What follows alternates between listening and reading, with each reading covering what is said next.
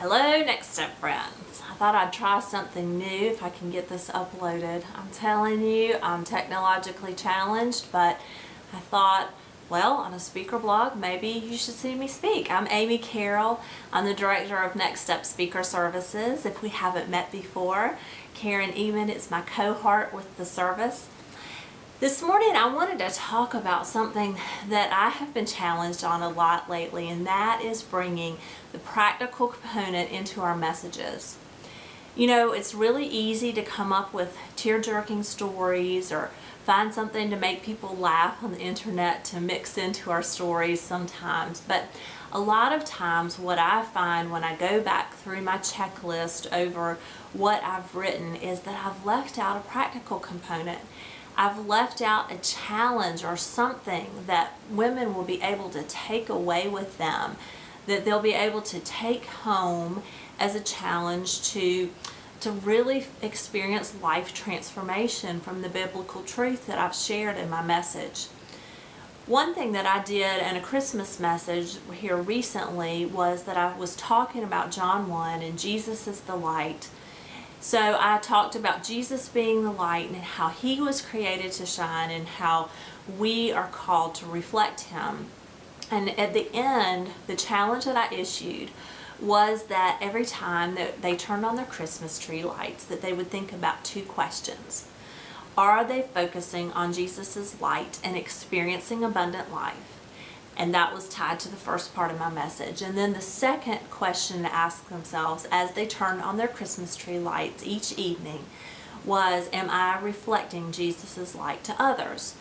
So it was just hopefully one of those memory hooks that as they turn on those lights, that they would think back to the message and think about some life-transforming truths that I was able to share in that Christmas evening event for women in Chapel Hill.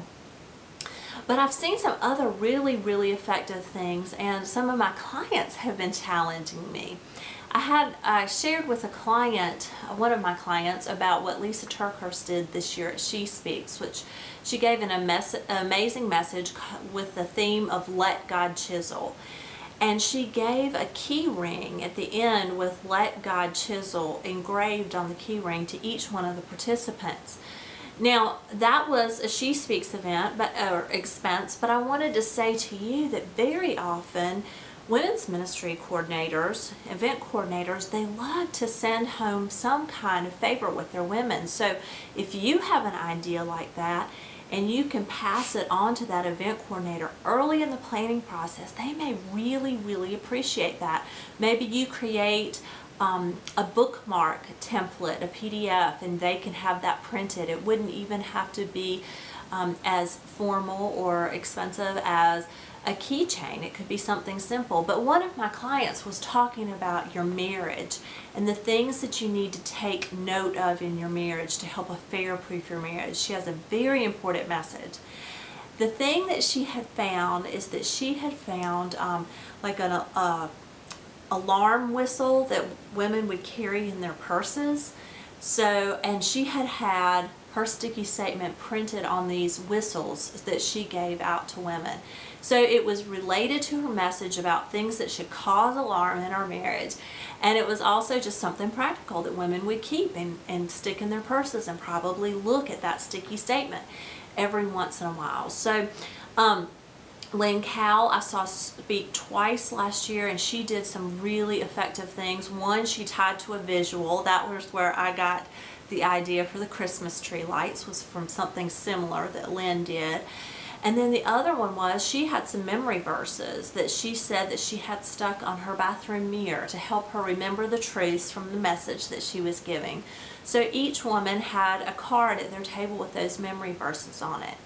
I just want to challenge you to think creatively about how to allow the women who hear your messages or the people that hear your messages to take something home, not just in their memory, but something physical to remember your message by.